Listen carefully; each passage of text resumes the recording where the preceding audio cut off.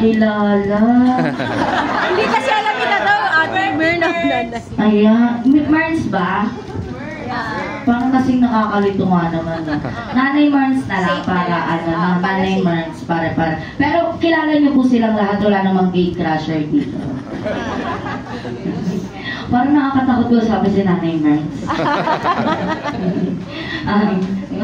Parang mamay bigla akong tumalsik eh. Nalayo mo na akong konti.